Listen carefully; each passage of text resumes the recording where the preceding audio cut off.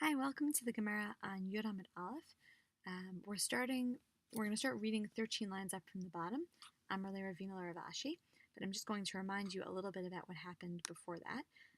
So we're still working on the Mishnah of Ein Bein Shiloh Yerushalayim. There's no difference between Shiloh, where the Mishkan was for many years, and Yerushalayim, where of course the two temples stood. There's no difference except for certain things, and it describes places of offering and eating sacrifices and the differences there. The Gemara then had a statement by Rabbi Yitzchak, which we then reviewed at some point. And then we have this statement, Tanaihi, which is very significant. The Gemara decides that there's a machloket going on here, and the machloket is actually a Tanaitic machloket. It's not something that was innovated by the Amoraim, it's actually a Tanaitic machloket. And the essential machloket is whether Kedusha Rishona Kitcha L'Sha'ata, or Kitcha L'Sha'ata v'Kitcha L'Atid Lavo. Kitcha L'Sha'ata would mean that the Kedusha is temporary. So if the Kedusha of Jerusalem was temporary, then that means the temple was built and the temple was destroyed, and now Jerusalem is a city like any other, and you could offer sacrifices other places. You could have bamot other places, and in order to be able to sacrifice in Jerusalem, you would need to rebuild the temple in order for it to take on any status of holiness again. Kedusha Rishona Kitcha L'Sha'ata v'la Atid Lavo. If you say that the Kedusha is ongoing, that means that you may not sacrifice in other places anymore, and you could really technically offer sacrifices in Jerusalem even without rebuilding the temple, because the physical structure is no longer necessary. That Kedusha was permanent. So we just saw that the Gemara brought a Tanaitic source to present this machloket between Rabbi Eliezer and Rabbi Yeshua.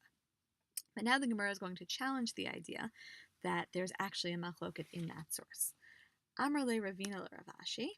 So Ravina says to Rav Ashi,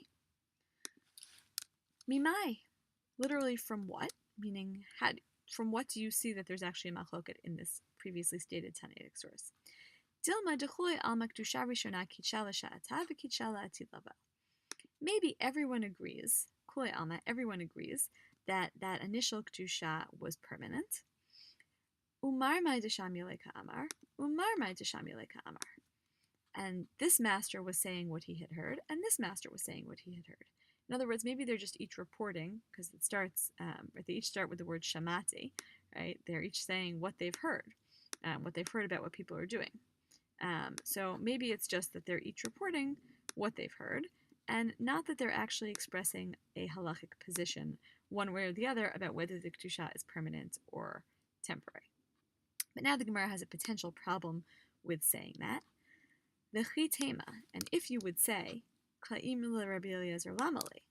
you would say, in that case, if really it's true that Rabbi Eliezer wasn't expressing a halachic opinion, so why, according to him, did you need to have curtains for the Beit HaMikdash? In other words, Rabbi Eliezer is dealing with a time, they're in the process of rebuilding the second temple, but the second temple hasn't yet been rebuilt. And we were assuming that the reason that he thought you had to put up curtains in order to offer sacrifices is because you had to at least start the structure. You had to have at least some version of the Beit HaMikdash in order to start offering sacrifices, because the Kedusha was temporary and would only be reestablished by rebuilding.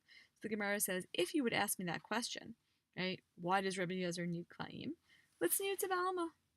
The answer is tzniut ba'alma. Just general modesty. It's better to have something up. It's better for, not everyone should be able to see into our sacrifices. Not everyone should be able to see into our quasi Beit Mikdash. But not that Rabbi Eliezer actually thought that you needed to rebuild the temple in order to offer sacrifices. Not that Rabbi Eliezer actually held that the Kedusha of Jerusalem was temporary.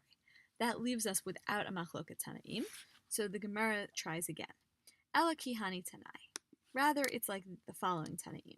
Tanya, as we learned in the Braita, Amar Rabbi Yishmael b'Rabbi Yossi. Rabbi Yishmael b'Rabbi Yossi said, Lama manu chachamim et elu.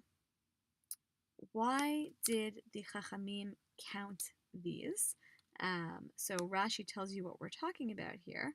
Et elu, ayarot nimnu. They counted cities. Beparak Batra de Erachin, in the last parak of Erachin is where this is discussed. Linyan batei rechoma. For the matter of Batei Rechoma, figuring out which cities were walled We've discussed this halacha before. It has to do with the laws of Yovel and whether property reverts to its original owner, so you need to know which cities were originally walled. Meaning they thought these cities were walled from the days of Yeshua ben Nun. The Ein Sham Yoter Mitisha, and there were no more than 9. So the Jews are coming back from exile, post First Temple, between the First Temple and the Second Temple. So why did they count at Elu these? Shekashalu bnei Hagolah matzu et Elu, because when the people who've been exiled came back to Israel, they found these matzu et Elu v'kitshum, and they sanctified them.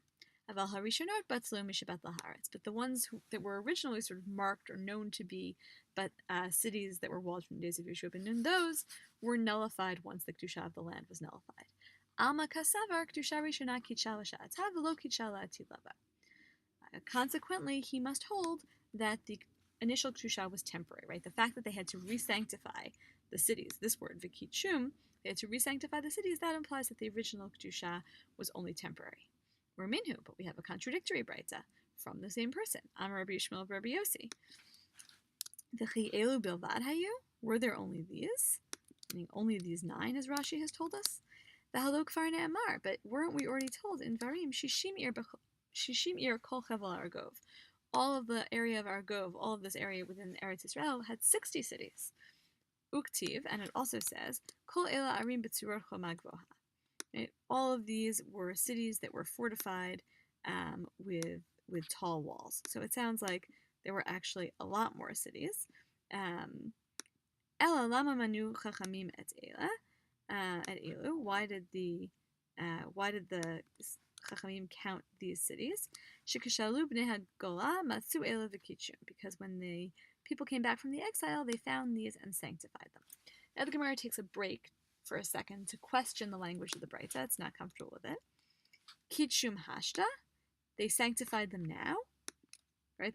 This sounds a lot like the first Braita, right? They came back to the land and they had to sanctify them right now because they weren't sanctified before.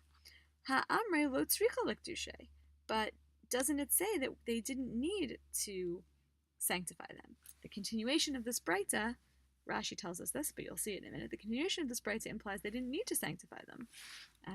Ella, rather, here's how we're going to fix up the Braita. Matzu et ela umna They found these and counted them. So not that they needed to re-sanctify them, but they actually just found these cities, these walled cities, and counted them. V'lo ela bilvad, ela kol shetal lecha masoret bi'adecha me'avotecha shemukefet choma mishua ben Nun. Not just these cities, but any city where you had a tradition, Masoret Be'achai, you had a tradition literally in your hands from your fathers that it was walled from the days of Yeshua ben Nun. In other words, all you had to do was be able to say, I know that this was always a walled city, and that makes it, that it retains its holiness. Kol ha-mitzvot halalu nohagin ba mipnei shekdusha rishona kitshah l'sha'atav v'kitshah la'atid lavo. Once you have that tradition, all of the mitzvot of a walled city, such as reading on the 15th, all the mitzvot of the walled city would apply because the initial kedusha was permanent.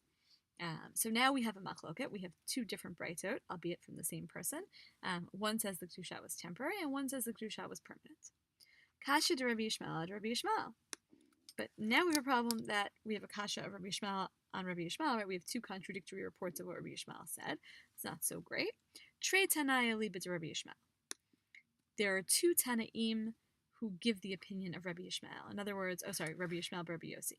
In other words, it's okay. We just have 2 different reports from 2 different Tanaim about what the opinion of Rabbi Yishmael, Rabbi Yossi was. So one of them's right and one of them's wrong, but at least Rabbi Yishmael, Rabbi Yossi isn't contradicting himself. The Ibayat Ema, or a different solution to this kasha between Rabbi Yishmael and Rabbi Yishmael. If you want to, you could say, Ha Rabbi Elazar, Rabbi Yossi Amra. One was actually not Rabbi Yishmael bar Rabbi Yossi, it was actually Rabbi Elazar bar Rabbi Yossi.